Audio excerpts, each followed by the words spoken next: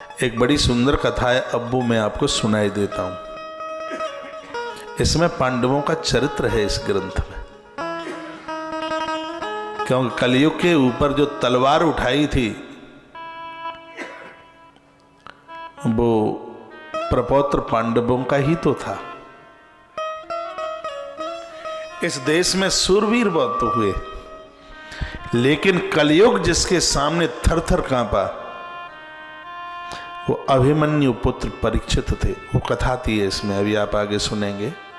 वो कथा है इस ग्रंथ में, जिसने कहा खबरदार, जो मैंने जगह तुझे दी है इसको छोड़ करके यदि तू कहीं गया तो।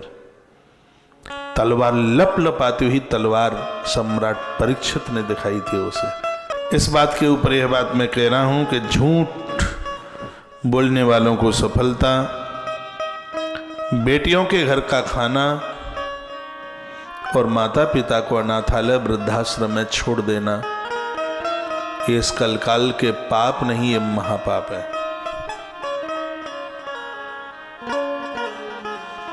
कथा आती है कि एक बार भीम घूमते हुए कहीं वन में जंगल में बहुत दूर निकल गए।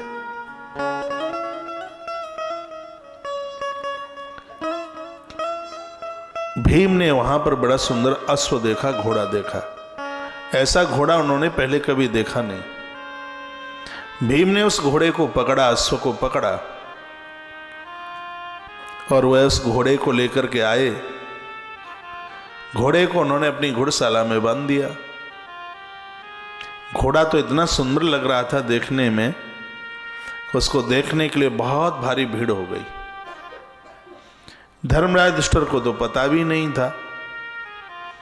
दूसरे दिन की बात थी, 3 जगह युधिष्ठिर रोजाना जाते थे। एक अंबा मंदिर में दुर्गा जी का मंदिर था, वहां मत्था टेकते। रोजाना वो गौशाला जाते थे। 7 परिक्रमा युधिष्ठिर गौ माता की नित्य करते थे, और जितना उनका अपना वजन था वह उतने अन्न के ऊपर हाथ लगा करके, और वह छोटे छोटे बच्चों को, गौ माता के बच्चों को, बहुत गाय थी, करोड़ों की संख्या का वर्णन किया है। राजा द्रौपदी ने इतनी गाय दी थी पांडवों को द्रौपदी की विदाई के समय पर, वर्णन है, महाभारत में वर्णन है। बहुत बड़ी गौशाला थी इनकी। तो गौशाला जाना, दुर्गा जी के मंदिर जाना, और उसके तत्पश्चात वो अश्व सदन में जहां घोड़े बंधते थे वहां वो रोज जाते थे।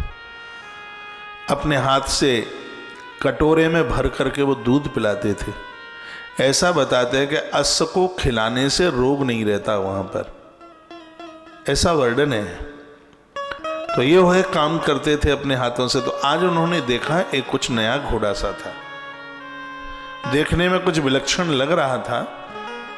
तो धर्मराज ने घुड़शाला में सेवा करने वाले उन लोगों को पूछा, ये अश्व कहां से आया है, कौन लाया? तो उन लोगों ने कहा, राजा साहब, कल संध्या को राजकुमार भीम कहीं से इस घोड़े को घुड़शाला में बांध करके चले गए। चारों तरफ से राजा ने उस अश्व को देखा और घुड़सवार को कहा, बेटे, इस घोड़े को मेरी सभा में ला करके बांध देना। घोड़े को देखते ही राजा का बायां अंग फड़कने लगा। घोड़े को देखते ही राजा को अपशकुन होना शुरू हुआ उस घोड़े को देखकर। तो लोगों ने आज्ञा का पालन किया। घोड़ा महाराज के दरबार में आगे बांध दिया। दरबार लगा था युधिष्ठिर राजा का। बगल में से कुछ क्षत्रिय, 3-4 क्षत्रिय निकले। उन्होंने कहा, घोड़ा कितना बढ़िया, यदि राजा इस घोड़े को बेचे तो 10,000 मुद्राएं मैं इस घोड़े की दे दूंगा। दूसरे ने कहा, मैं तो उससे कमजोर हूं, क्या मैं 20,000 मुद्रा दे दूंगा। तीसरे ने कहा कि मैं 50,000 मुद्राएं दे दूंगा राजा को। चौथे ने कहा कि राजा जितना मांगेगा मैं उतना दे दूंगा, कि राजा ये घोड़ा दे दे।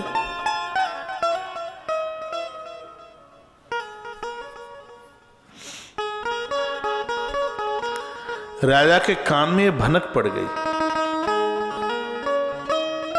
राजा ने उन चारों क्षत्रियों को बुलाया, कहा इधर आओ। कहा, तुम्हें घोड़ा चाहिए? हाँ राजा साहब घोड़ा चाहिए, आप बस पैसा मुंह से बोल दें। युधिष्ठिर राजा ने कहा यह घोड़ा पैसों से नहीं मिलेगा, मेरे कुछ प्रश्न हैं, यदि तुम उनका जवाब दे दो तो यह घोड़ा लेते जाओ। युधिष्ठिर राजा ने पहले क्षत्रिय को प्रश्न किया। उसके लिए पहला प्रश्न था, हाथी सुई की नाल में घुस गया, पार हो गया और उसकी पूंछ अटकी की अटकी रह गई। हाथी पूरा निकल गया, सुई की नाल कहते हैं जहां नीचे धागा डाला जाता है। युधिष्ठिर राजा बोले कि हाथी पूरा निकल गया,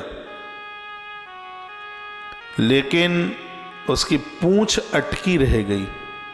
तो मुझे आश्चर्य हो रहा है क्षत्रियों कि इतना मोटा हाथी निकल गया और पूंछ अटकी रह गई, और मैं सोच में पड़ा हूं और इसका समाधान नहीं मैं लगा पा रहा। यदि आप में कोई होशियार हो तो मुझे बता दो और ये घोड़ा ले जाओ।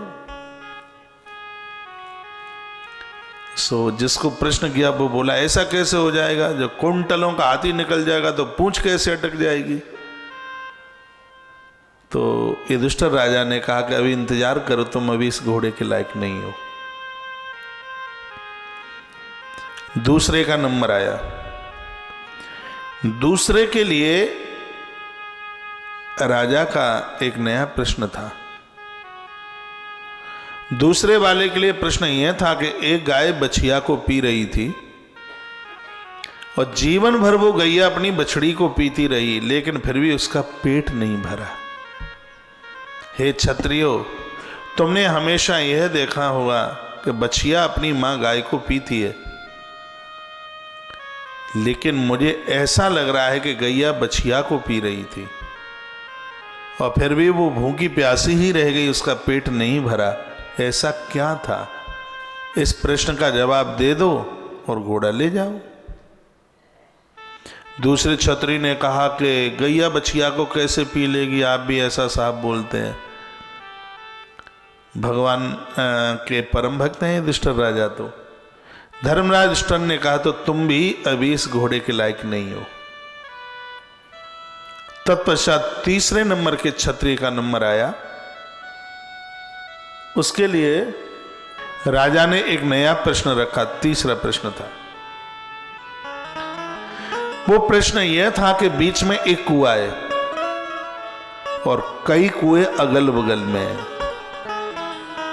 बीच वाले कुएं में बाढ़ आती है तो वो बगल के सभी कुओं को भर देता है, लेकिन जब वो 10 कुआं अगल बगल में बने हैं, जब उनमें बाढ़ आती है तो वो एक कुएं को नहीं भर पाते। जब एक कुआं 10 को भरता है तो 10 को मिलके एक कुएं को भर देना चाहिए था, लेकिन वो 10 इकट्ठे होते हैं तो भी एक कुएं को नहीं भर पाते। ऐसा क्यों होता है? मेरे इस प्रश्न का जवाब दो और इस घोड़े को लेते जाओ। वो 3 से समाधान हुआ नहीं था प्रश्न का, तब चौथे का नंबर आया।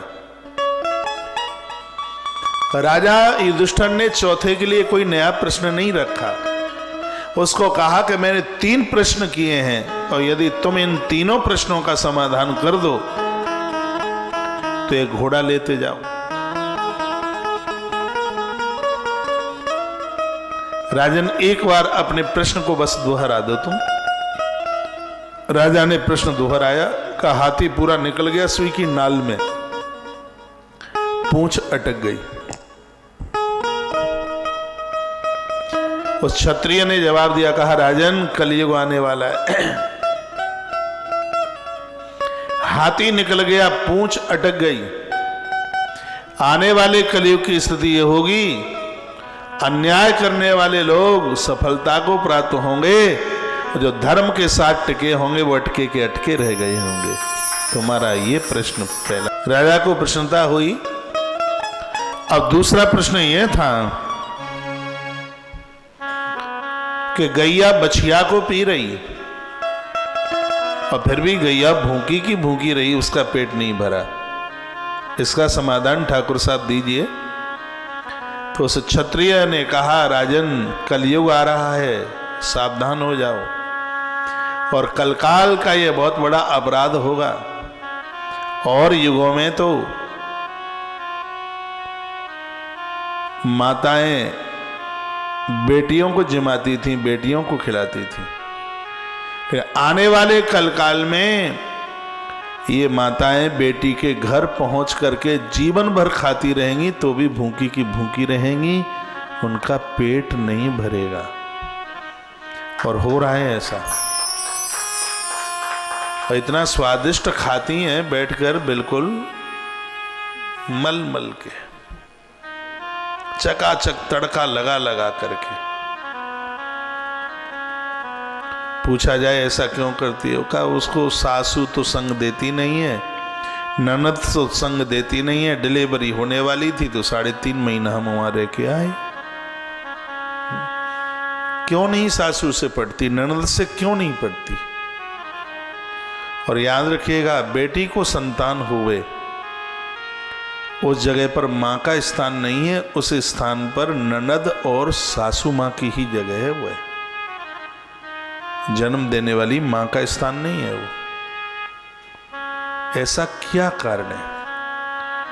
हमने तो वो कथाएं पढ़ी हैं, तब कष्ट होता है। सीता माई के विवाह में हाथी घोड़े बहुत दिए गए थे। दशरथ राजा के यहां जब वो पशु पहुंचे तो उनको पानी रखा गया, घास फूस डाला गया, लेकिन वो नहीं खाते। बड़ी कोशिशें की, वो खाने को तैयार नहीं। दशरथ राजा ने जनक राजा को सूचना भेजी और कहा, राजन बात समझ में नहीं आती, व्यवस्था बहुत ठीक से कर रखी है तो कुछ खाते पीते ही नहीं है। शब्द सुनते ही जनक राजा रो पड़े और कहने लगे कि मेरे यहाँ का पशु भी कितना होशियार है, इनको पता है कि सीता हमारी बेटी है और जानकी बेटी है, और बेटी के यहाँ का तो पानी भी नहीं पिया जाता। जब तक वो पशु जीवित रहे तब तक उनकी व्यवस्था मिथिला नगरी से की गई। वह भी एक समय था।